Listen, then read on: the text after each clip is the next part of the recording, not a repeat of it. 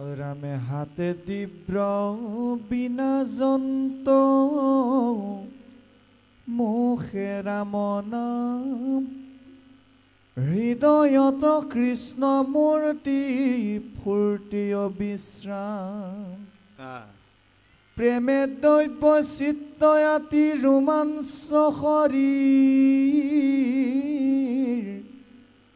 ধাৰায়ে সৱন্তে আছয় নয়নৰণী তুলন্ত যন্ত তমহা শৰীৰ চৰিত্ৰ নাৰদক দেখি ব্যাস ঋষি সচকিত আঠে বেঠে উঠিলা ৰিয়া কৃত্ৰন জ্বলি পৰম গৌৰৱে ঋষি কৰিয়া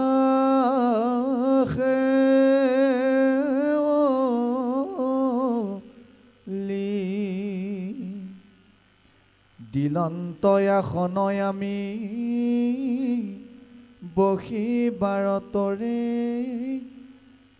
পাদয়ৰ ঘে গন্ধে ধূপে পুজিলা সাদৰে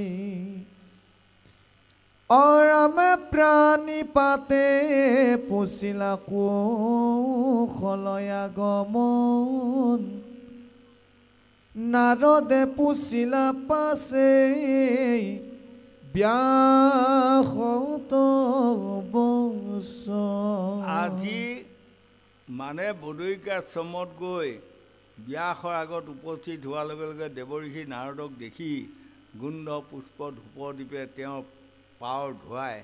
মানে সেই জল মাথাত লৈছিল আৰু তেতিয়া দেৱঋষি নাৰদে তেওঁক কৈছে তুমি 4 বেদ 14 শাস্ত্ৰ 18 পুৰাণ লিখি পাৰ্গত আজি তোমাৰ মনটোত ইমান বিষাদ কিয় ইমান বেজাৰ কিয় হয়নে এই কথাখিনি শুনোৱাব আৰু লগতে দেৱঋষি নাৰদে আজি আমাক দেখুৱাইছে স্বৰ্গ মৰ্ত্য পাতাল 3 লোককে পবিত্ৰ কৰিছে কি নামে নাৰায়ণ নামে নাৰায়ণৰ নামৰ মহিমা অতি ভয়ংকৰ নহয় জানো ষষ্ঠ খণ্ডত আমাক ভাগৱতে দেখুৱালে অজামিল নামে এজন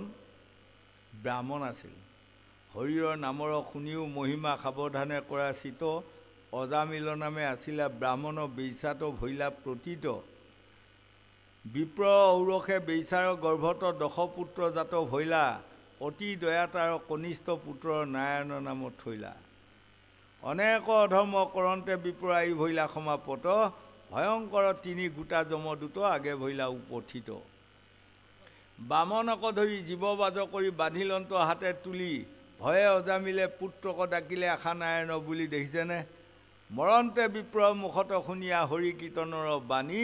হৰি নাম লৈলা বুলি খেদিয়াইলা বিষ্ণুদূত 4 পানী লগে লগে যেতিয়া বান্ধি লৈ লোহাৰ ডাঙে দুকুবমান অজামিলক দিয়াৰ লগে লগে তেওঁ যে 10টা পুত্ৰ সৰু ল'ৰাটোৰ নাম নাৰায়ণ আছিলে অ বোপা নাৰায়ণ মোক ৰক্ষা কৰ বোপা নাৰায়ণ ৰক্ষা কৰ বুলি কোৱাৰ লগে লগে বৈকুণ্ঠত বহি থকা বিষ্ণুৰ আসনখন লৰচৰ হৈ গ'ল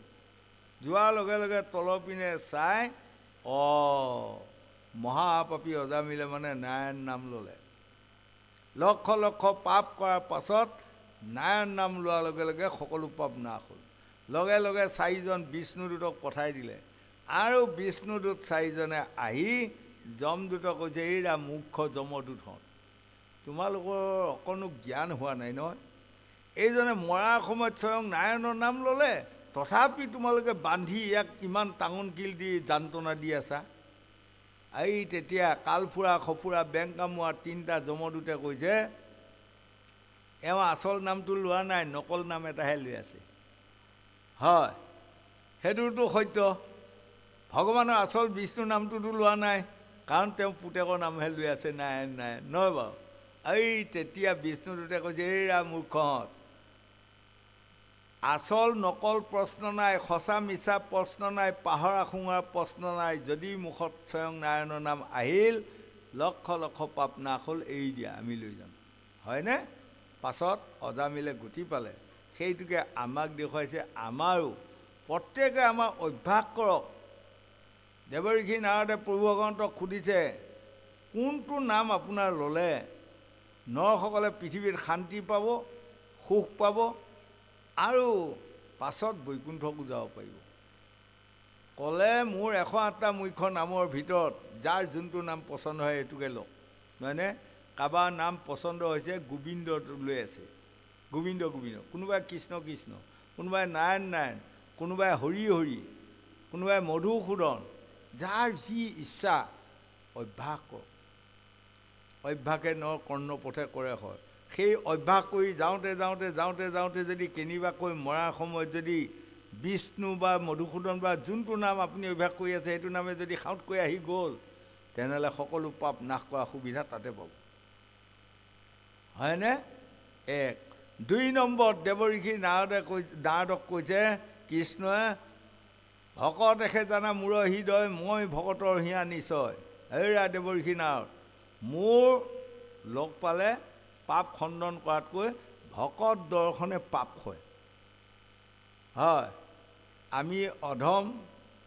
আজি মৰিগাঁৱৰ পৰা আহি আপোনালোকৰ ভকতৰ দৰ্শন পাইছোঁ। আজি পৰম ভাগ্য আমাৰ। যদিও কিবা অজানিতে পাপ আছিল, আজি সেইকণ নাশ হ'ব। আপোনালোকেও যেতিয়া সকলোকে ভকতে আমি দৰ্শন কৰিছোঁ আহি, কাৰণ কৃষ্ণ মুখৰ বাণী এইটো। কৃষ্ণই যদি মিছাই কৈ থৈ গৈছে মই নাজানিম আৰু, ভকত দৰ্শনে পাপ হয় বুলি আৰু নিজে কৈ গৈছে নহয় বাৰু, হয়নে? গতিকে কিন্তু আমি নাম লোৱাৰ সময় চিন্তা কৰি ল'ব নালাগে। কিছুমান মানুহ এটা নিয়ম আছে,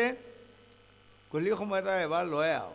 সেইটো ল'লেই হ'ব। নহয়, ঈশ্বৰৰ নাম আপুনি বহি পেলাই কেনেকৈ লৈ লওক, কিন্তু কাম বন কৰি থাকক। আমাৰ গোসাঁনীহঁতে কাম বন কৰি থাকোঁতেতো আপোনালোকে কৃষ্ণ বুলি ক'ব পাৰে নহয়। আমাৰ ছোৱালীসকলে স্কুলত যাওঁতে কৃষ্ণ বুলি ক'ব পাৰে ল'ৰাসকলে। আৰু আপোনালোকে জ্যোতিষশাস্ত্ৰৰ কথা অকণমান আগুৱাই দিছোঁ।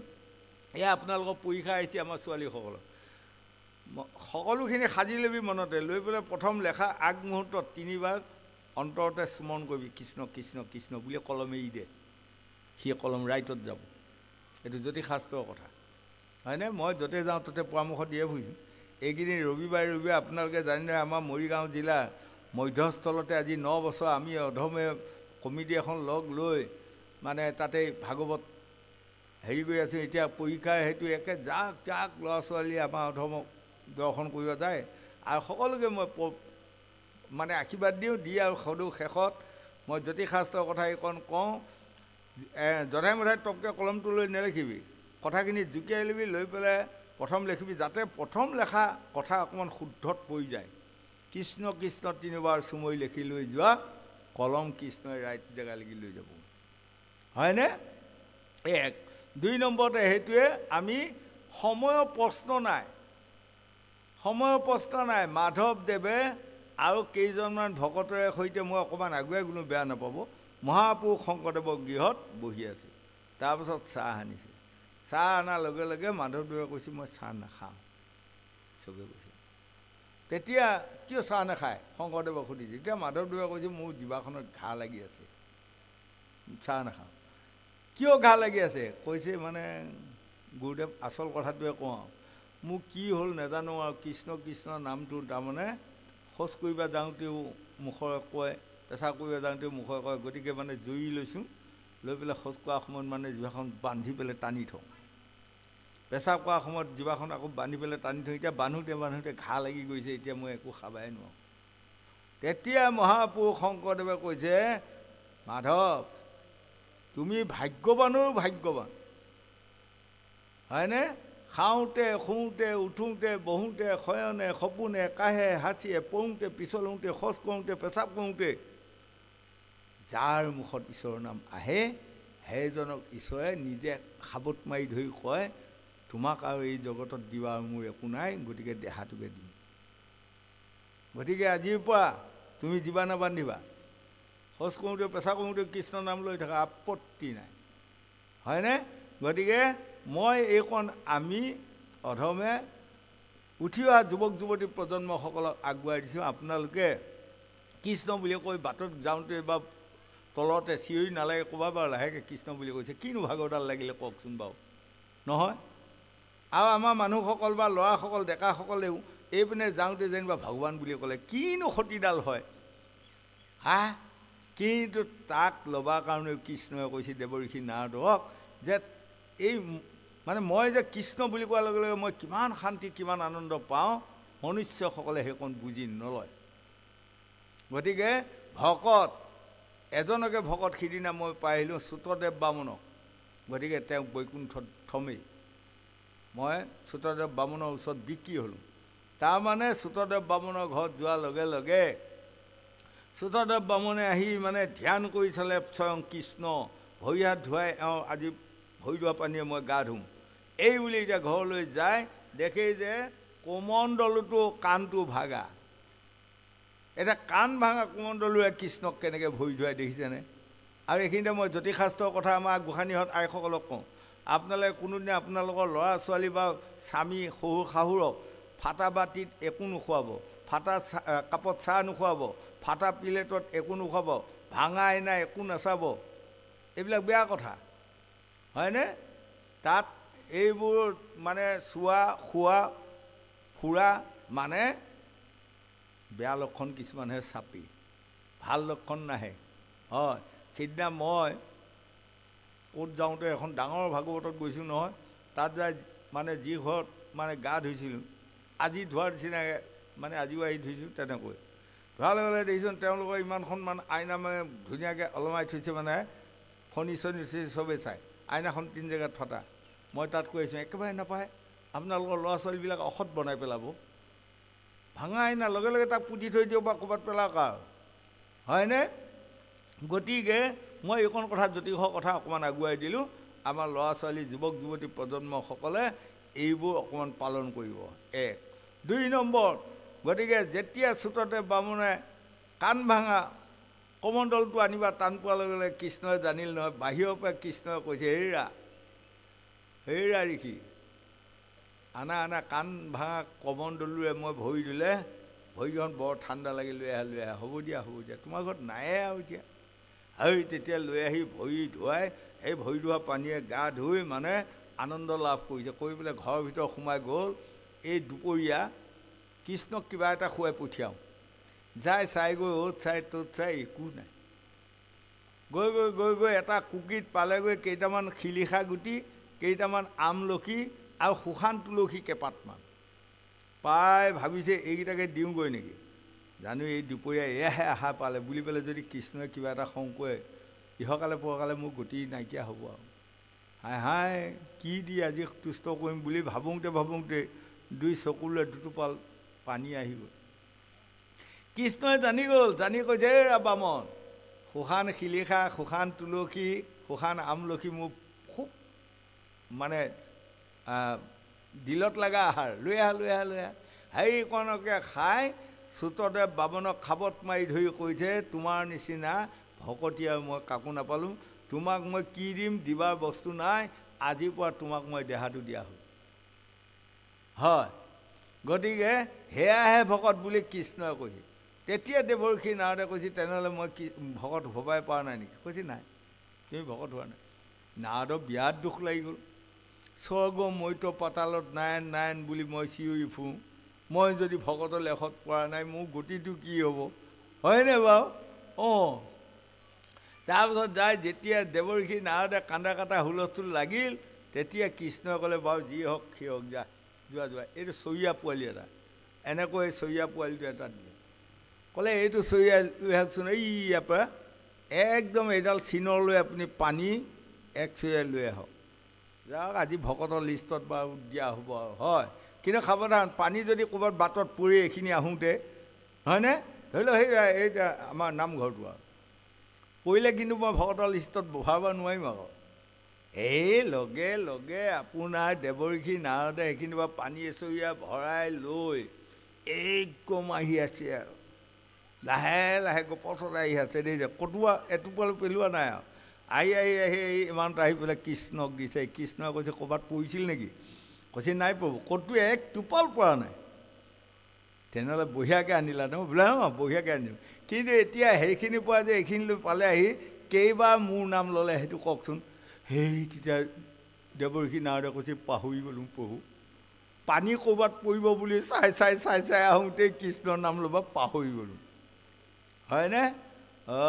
তেতিয়া কৃষ্ণ কৈছে তোমাৰ কাম নাই নাই বুলি চিঞৰি ফুৰিছা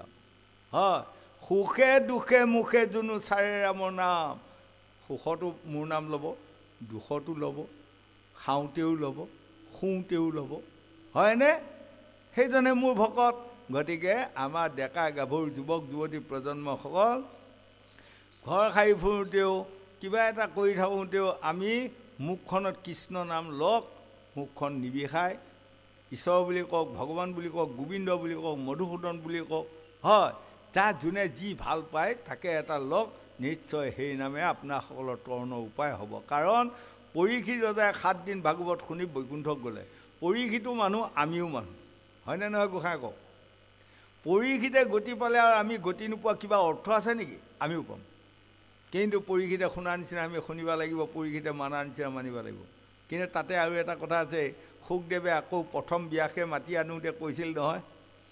মোক ইমান 7 দিন ভাগৱত শুনোৱাৰ দায়িত্ব নিদিব মই নোৱাৰিম কাৰণ মই এজনী গাই খীৰাওঁতে যিমান সময় লাগে সিমান সময় মই ভাগৱত কম এটা জেগাত তেতিয়া ব্যাসমুনিয়ে সুধিছিলে কাৰণটো কি তেতিয়া সুকমুনিয়ে কৈছে কাৰণটো এইটোৱে কলিৰ মনুষ্যসকল ধৈৰ্যহাৰা হ'ব এই এজনী গাই খীৰোৱা সময়েহে ভাগৱত শুনাৰ ধৈৰ্য থাকিব তাৰপাছত ভাগৱত শুনাৰ ধৈৰ্য নাথাকিব আৰু আজি খুব বেছি আৰু 1 ঘণ্টা মই দিলোঁ আপোনালোকক 1 ঘণ্টা পাছত আপোনালোকো মোৰবিলাক মনবিলাক একান্তচিত হ'ব এতিয়া অলপ হৈ আহিলেই নহয় হয়নে এয়া মই আৰু 15 মিনিটমানৰ আগৰ পৰা মই মন কৰিছিলোঁ এক নিয়মে এনেকৈ আছিলে মানুহ এতিয়া অলপ লৰচৰ আহিছে আৰু মাথা তাৰপাছত গাও লৰচৰ আহিব তাৰপাছত উঠা উঠিও আহিব তাৰপাছত বোলে আৰু বিয়নী আপুনি ৰক আৰু মই যাওঁগৈ কঁকালটো বিষাইছে হয়নে গতিকে এই তেতিয়া সুখদেৱে কৈছিল কলিৰ মনুষ্যসকলে তাৰমানে ইমান ভাগৱত শুনাৰ ধৈৰ্য নাথাকিব গতিকে মই এটা জেগাত এজনী গাই খীৰাওঁতে যিমান সময় লাগে সিমান সময় ভাগৱত কম যেনিবা ব্যাসদেৱে ক'লে তোমাৰ পিতৃৰ বাক্য ৰক্ষা কৰি তুমি পৰীক্ষিতক 7 দিন শুনোৱাই গতি দিয়া পিতৃৰ বচন শুনিয়েহে পৰীক্ষিত ৰজাক 7 দিন ভাগৱত শুনোৱাইছিল গোবিন্দ যাওক